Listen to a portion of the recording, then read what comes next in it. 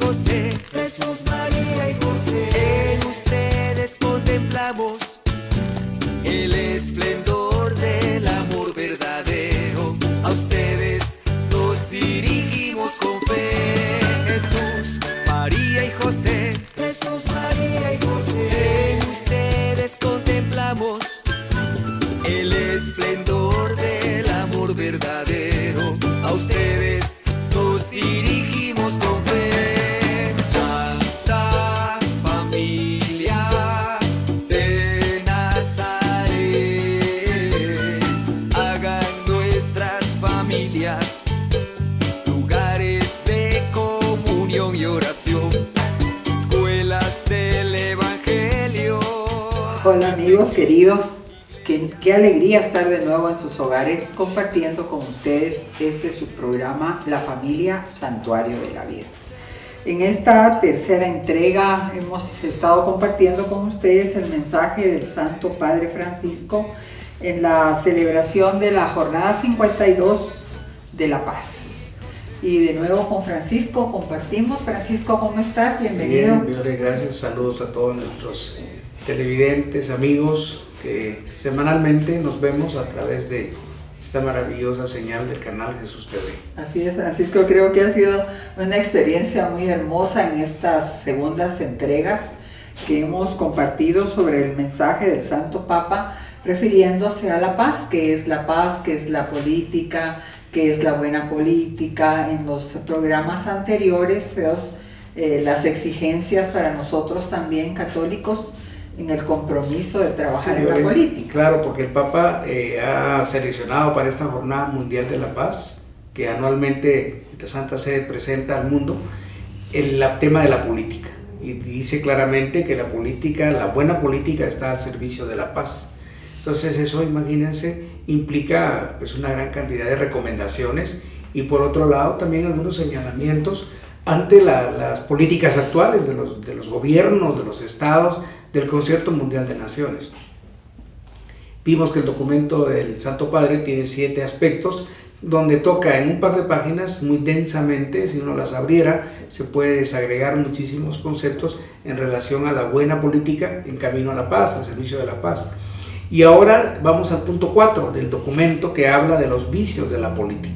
Esta es la parte, digamos, la parte de las sombras. Así es. Sí, la parte de las luces era la caridad, como el desarrollo de la caridad, el servicio a los demás. Ahora nos dicen los vicios de la política, y usted ve ahí hasta un dibujo de los que van hacia la justicia, y dice: en la política, junto a las virtudes, no faltan los vicios, y vicios debido tanto a la ineptitud personal como a la distorsión en el ambiente y en las instituciones. Entonces ahí empieza como a ir a los causales, porque hay vicios en la política. Sí. Y el primero es que no hay aptitud, hay ineptitud, es lo contrario a aptitud. Es decir, mucha gente llega a hacer política por otros intereses, menos porque esté preparado para hacerlo. Es decir, no hay una escuela que forme políticos, al menos si las hay son muy pocas, son muy reducidas. Entonces lo primero que tendríamos que exigirle a un candidato es que sepa de política y que sepa hacer política. Si no, pues no podemos agarrar a alguien que se dedicó a otra cosa, vamos a suponer un técnico en carpintería o un piloto, aunque fuera de avión o de helicóptero, o un médico, un profesional, un psicólogo. Si no lo preparamos en política, no nos va a hacer el trabajo como tendría que hacerlo. Entonces dice ineptitud personal. En muchos países lo único que cuenta es tener plata, entonces sí, ¿cuánto vale ser diputado? Y ahí vamos. Entonces no hay aptitud y entonces tenemos ineptos. Y una de las primeras quejas del mundo es: no sirven, no cumplen, no entienden. Claro, porque eran ineptos. Y luego se distorsionan el ambiente y las instituciones, porque el ambiente de las instituciones están distorsionados. Entonces hay alguien que llega con muy buena voluntad, pero entra a una estructura que ya está viciada, y entonces o te riges a la estructura o desapareces. Y entonces tiene que empezar a contemporizar con la estructura viciada. Sí. Por eso el Papa dice distorsiones en el ambiente y en las instituciones. Entonces aquí tendríamos muchos ejemplos a nivel mundial y a nivel local para hablarlo, porque esto ocurre desde un nivel global hasta un nivel de un municipio. Entonces se va dando todo este tipo de problemas. Por eso dice acá: es evidente para todos que los vicios de la política restan credibilidad a los sistemas en los que en ella se ejercita. Por eso vemos que cada cierto tiempo los ciudadanos estamos más bien como decepcionados porque no se resuelven los problemas y cada vez hay menos credibilidad en la clase política, hasta le decimos la clase política, en los políticos, y perdemos de vista la política como un elemento fundamental para el desarrollo de la sociedad, de los grupos humanos y del bien común, ¿verdad? Se resta esa credibilidad. Así como a la autoridad, también a las decisiones y a las acciones de las personas que se dedican a ella. Es decir, esa credibilidad es muy fuerte y tenemos que trabajar contra ella porque pues, es la vía, digamos, democrática, es la vía que el mundo actual ha decidido como camino para poder ejercer la política. No tenemos otro modelo. Mientras no tengamos otro modelo, vamos a tener que seguir tratando de que este modelo pueda ser viable, pueda ser creíble. Los vicios de la política dice que socavan el ideal de una democracia auténtica, son la vergüenza de la vida pública y ponen en peligro la paz social. Claro, por eso tantas revueltas, tanta inconformidad, tanta discusión, tanta agresión, porque justamente está socavado el ideal de una democracia auténtica, sobre todo cuando los regímenes se imponen por la fuerza, se impera la ley del más fuerte y muchas veces, ¿por qué no decirlo?, se secuestra al país por grupos ideológicos minoritarios, pero que tienen el poder. Esto tenemos ejemplos en toda América Latina y en el mundo. Todas las guerras civiles en África, en Asia, en América, aún en los países de primer mundo, porque se pierde de vista el verdadero ideal. Uno de estos vicios es la corrupción. Y aquí claramente el Papa lo pone muy claro. Corrupción en múltiples formas como apropiación indebida de bienes públicos o de aprovechamiento de las personas. Entonces empieza a haber una apropiación indebida en la corrupción. Nuestro país ha vivido y está viviendo en este momento litigios muy fuertes porque hay gente que aparentemente se ha apropiado y a veces ya con pruebas se ha apropiado del erario público, se ha apropiado del bien y entonces cuántas vidas se han perdido, cuántas gentes no se han salvado, cuántos niños no han crecido, cuántas viviendas no han existido porque alguien se apropió indebidamente de esos fondos. Bueno, esto es algo que ocurre en todos los lugares, no solo en la cúpula ejecutiva, sino ocurre en los otros niveles, incluso ocurre en la casa. Cuando aquella señora que le dan su gasto, se guarda el dinero para sus compras personales. Yo recuerdo una persona que le iban a cortar la luz porque no había pagado la luz. Y entonces, cuando habló con el esposo le daba todos los meses para el pago de luz y los servicios, pero la señora se lo gastaba en otra cosa. Ahí comienza la corrupción. Y eso lo está viendo el niño, lo está viendo la niña. Y un día ese niño, esa niña le va a tocar gobernar en cualquier nivel del país y va a repetir exactamente lo que aprendió en casa, que siempre se puede guardar un poquito para el bien personal. Entonces vean cómo la corrupción tiene un montón de aristas y de problemas, aprovecharse de las personas. Dice la negación del derecho. Cuando el que está en el poder quiere seguir teniendo ese poder, niega el derecho de los demás. Y esto es muy común en los seres humanos, solo vemos, decía mi abuela, el derecho de mi nariz. Y entonces olvido que hay otros que están a mi izquierda, que están enfrente, que están arriba, abajo, y que también tienen derechos. En el incumplimiento de las normas comunitarias. Entonces, aquí por eso es tan importante el papel, en este caso del laicado, de la ciudadanía madura, que vigila socialmente a quien ha puesto al servicio de ellos. Es un empleado de la población que lo eligió para eso. Entonces, si no se están cumpliendo las normas, tendrían que haber formas de fiscalización, foros donde se esté señalando que las cosas no están bien. Pero eso implica monitoreo, implica evaluación, implica control, implica seguimiento y confianza. Responsabilidad. Son cargos muy delicados, ¿verdad? Y hablamos también de estos vicios como el enriquecimiento legal. Lamentablemente ilegal.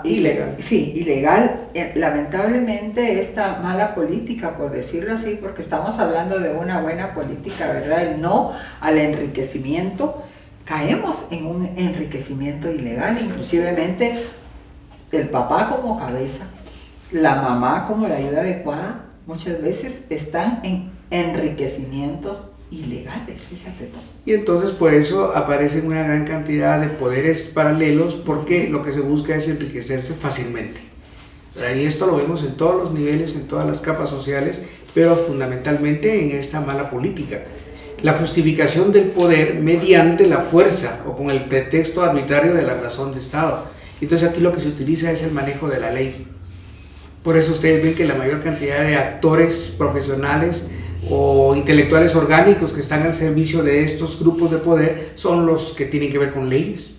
Y básicamente ahí la gran profesión es el derecho, ¿verdad? Que tiene que ver con la ley. Y entonces ahí incluso se retuerce. Hemos sido testigos de cómo se retuerce la ley como que fuera un tornillo, porque lo que se busca es justificar el poder.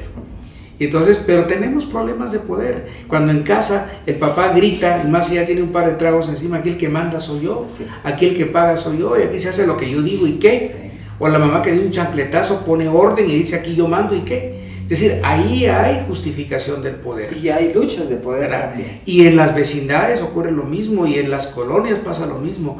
En las escuelas, con maestros autoritarios o con alumnos también autoritarios. El bullying no es más que la expresión del poder a nivel doméstico, a nivel escolar, de los problemas de poder de la casa. Es decir, vean cómo tenemos problemas de poder en todos los niveles, y que obviamente se magnifican cuando la gente tiene en las manos la ley para poder entonces adquirir más poder para beneficio personal o de unos cuantos.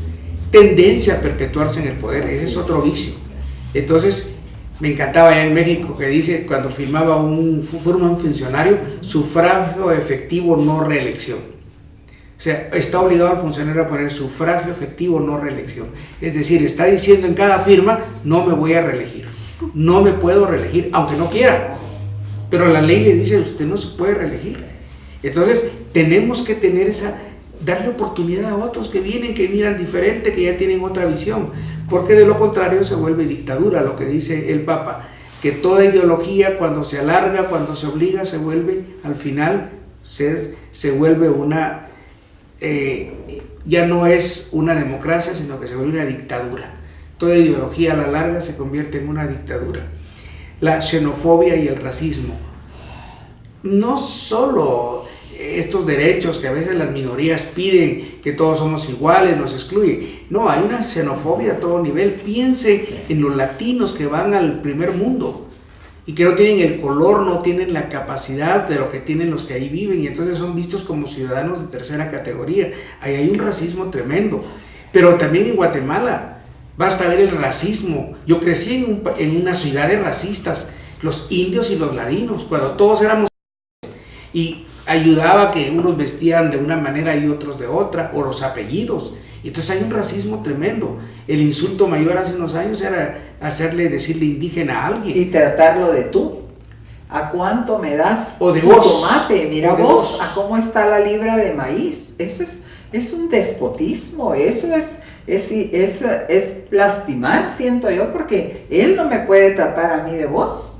Y el hijo de esa señora que trata y vocea a ese marchante y le paga lo que quiere, un día va a gobernar, y entonces piensa que todos están al servicio de su finca. Es exactamente el mismo simbolismo. Es increíble, Francisco, claro. También el rechazo al cuidado de la tierra. Mira cuánta deforestación. Hace unos días yo escuchaba también un señor que mostraba como un croquis de, no sé si del lado de Cobán, el norte, ¿verdad? Donde hay una zona donde ha sido más lastimada respecto a la deforestación, y ninguno dice nada. Y el que habla, lo mata. Eso no es nuevo. Yo conocí gente que la desaparecieron porque cuidaba los bosques, porque trabajaba en las instituciones que cuidan la naturaleza, y entonces eran un peligro para los que querían justificar el trasiego de madera y otros ilícitos. Es decir, esto está muy claro. La explotación ilimitada de los recursos naturales por un beneficio inmediato. No importa que haya calentamiento global, que dentro de 40 años ya no hay agua en la tierra, yo ya no voy a vivir. Así razonan los grupos poderosos. Ahorita es el momento, el hoy es cuando yo me tengo que enriquecer, y los demás que les vaya bien. Y solo los jóvenes, perdona Viole, Solo los jóvenes Sí. podrán cambiar esta situación. Sí. Los viejos no vamos a poder entrar en esto. Lo comentábamos fuera de cámara con nuestro camarógrafo. Solo los jóvenes son los únicos que pueden decir: necesitamos tomar el poder y hacer una buena política, o de lo contrario, dentro de 30 años no podrá haber agua y nos vamos a estar matando por un vaso de agua. Y mientras tanto hoy lo desperdiciamos en car wash, lo desperdiciamos en dejar la manguera abierta. O en lavar y no los nos pisos, interesa, Francisco, ¿verdad? el jardín. Entonces, nadie más va a entrar el uso del plástico. Miren cómo están nuestros ríos. Entonces, tanto que hablar de este tema. Bueno, son vicios de la política. Y esto va unido, Francisco, precisamente a la explotación ilimitada de los recursos naturales por un beneficio inmediato. Lo acabamos de Porque leer. aquí todo se maneja a través de un cheque, ¿verdad? Y obviamente al final hay tan pocas condiciones que entonces la gente tiene que salir de su país, y ahí vemos las caravanas, y ahí vemos el manejo hasta político de los seres humanos, de todas las ideologías, y quienes ponen los muertos son nuestros países, especialmente los tercermundistas. Y yo creo que el dibujo que ustedes ven a la derecha está más que claro. Ahí tenemos la representación de la corrupción visto de una manera gráfica muy, muy atractiva. Y ahí lo que tú acabas de decir en un momento es: la buena política promueve la participación de los jóvenes y la confianza del otro. Cuando los jóvenes se agrupan y logran compartir esa confianza y unificar la confianza, es cuando se lanza un liderazgo muy fuerte, Francisco. Entonces los jóvenes promueven los cambios y promueven el desarrollo. Ahora, esta es la teoría, pero si no llegamos en la práctica a apoyar a los jóvenes, no lo vamos a alcanzar. Porque solo pensemos como un ejemplo las pastorales juveniles. ¿En manos de quién están? ¿Se tienen claros los objetivos, las metas de las pastorales juveniles? A mí me ha tocado ver recientemente una pastoral juvenil, entre comillas, que es un club de fiestas. Viven para los 15 años, para las celebraciones. No es posible una pastoral juvenil así, aunque haya que divertirse en esa edad. Es decir, tenemos que dejar claro que el joven es el único evangelizador del otro joven. Por eso es una esperanza esta Jornada Mundial de los Jóvenes, de la juventud.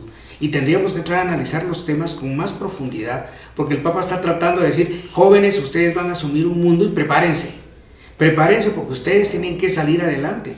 Pero no podemos abandonar en la pastoral a los jóvenes, porque muchas veces los grupos juveniles son los más excluidos y abandonados en las parroquias. Así es. Soy amigo de muchos sacerdotes y me dicen: no, con los jóvenes ahí No se puede, no se puede. Claro, es difícil porque son cambiantes, Sí. por eso son adolescentes, adolecen. Pero tenemos que encontrar gente que se comprometa, que tenga el carisma para formar en la doctrina social de la iglesia a estos jóvenes, para que vean más allá de lo que nosotros vimos. Así entiendo yo Francisco, esta buena política. El joven está lleno de dones, está lleno de talentos, está lleno de regalos. Y de energía. Mucho.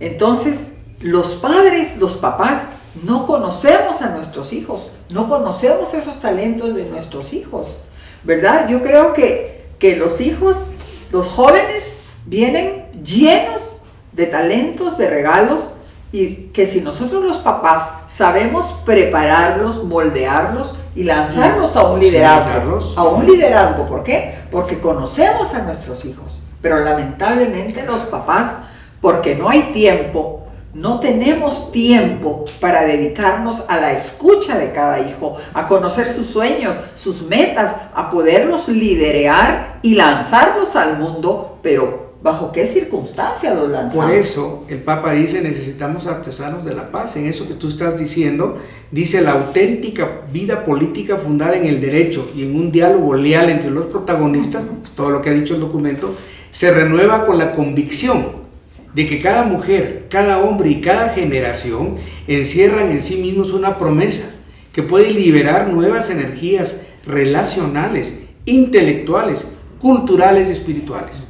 Aquí está el papel del joven que tú estás mencionando. Sí. Y de los adultos jóvenes que todavía quieran entrar a esta transformación liberadora. Porque hoy más que nunca, dice el Papa, sí, nuestras sociedades necesitan artesanos de la paz, que puedan ser auténticos mensajeros y testigos del Dios Padre que quiere el bien y la felicidad de la familia humana. Y aquí hablábamos algo de la confianza entre los jóvenes. ¿Qué tanto nosotros, padres de familia, confiamos y creemos en nuestros hijos? Porque si hay hijos, yo recuerdo un paciente de 10 años que me decía: yo quiero ser presidente cuando sea grande. Yo decía, hijo, yo creo en ti.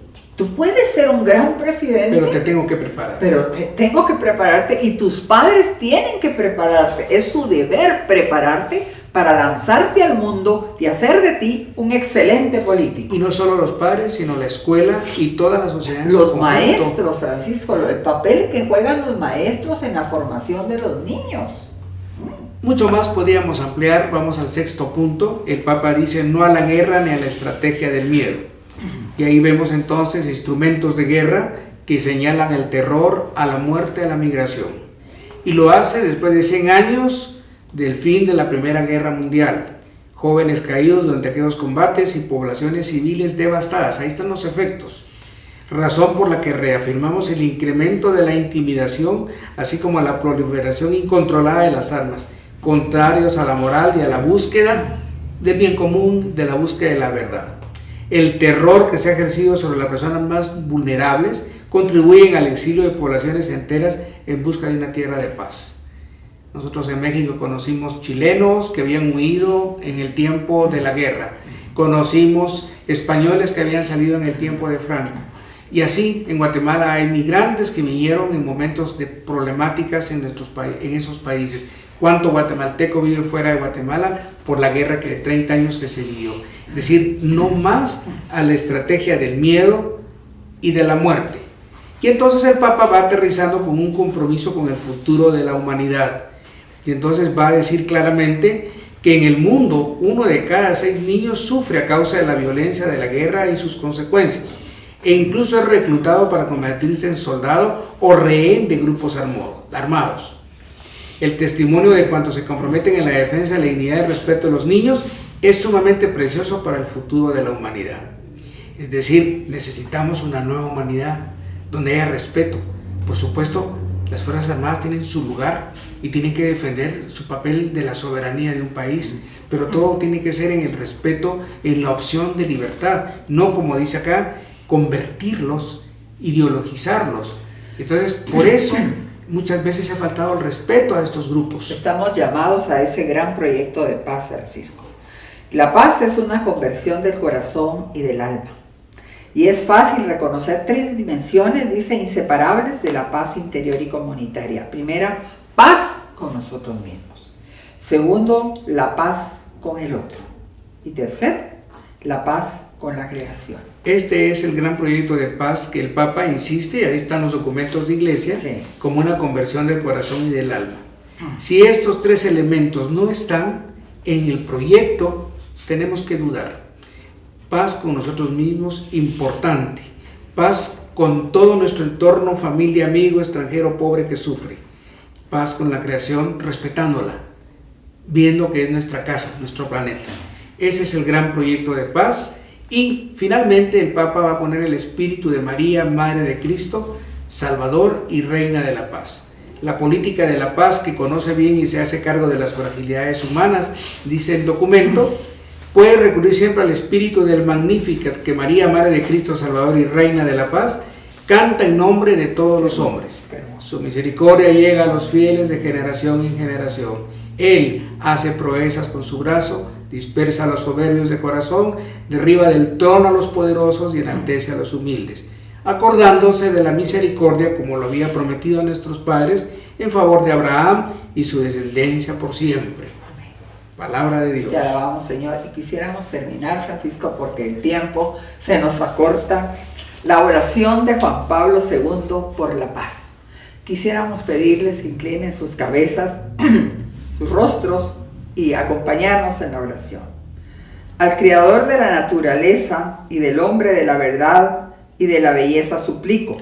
Escucha mi voz, pues es la voz de las víctimas de todas las guerras y de la violencia entre los individuos y las naciones. Escucha mi voz, pues es la voz de todos los niños que sufren y sufrirán cuando las gentes pongan su fe en las armas y en la guerra. Escucha mi voz cuando te ruego que infundas en el corazón de todos los hombres la sabiduría de la paz, la fuerza de la justicia y la alegría de la confraternidad. Escucha mi voz, pues hablo por las multitudes de todos los países y de todos los periodos de la historia que no quieren la guerra y que están preparados a caminar por las sendas de paz. Escucha mi voz y concédenos discernimiento y fortaleza, para que podamos responder siempre al odio con amor, a la injusticia con la dedicación total a la justicia, a la necesidad compartiendo de lo propio, a la guerra con la paz. Oh Dios, escucha mi voz y concede en todo el mundo tu eterna paz. Que Jesús, Rey de la paz, que María Santísima, Reina de la paz, se establezca en nuestros corazones, en nuestra historia, en nuestras familias, en nuestros hijos, y que la paz reine en las familias y en todas las naciones. Ha sido un gusto compartir con ustedes, queridas familias, esta 52 Jornada Mundial de la Paz. He hablado de la buena política como camino para la paz. Ojalá que esa paz que San Juan Pablo II pedía en esa oración tan hermosa que acabamos de realizar con ustedes, llegue a nuestras familias, llegue a nuestra sociedad, llegue a nuestro país en este año en el que nos preparamos para elegir nuevas autoridades que pedimos a Dios nos lleven al desarrollo y hacia obtener la paz. Hasta una próxima.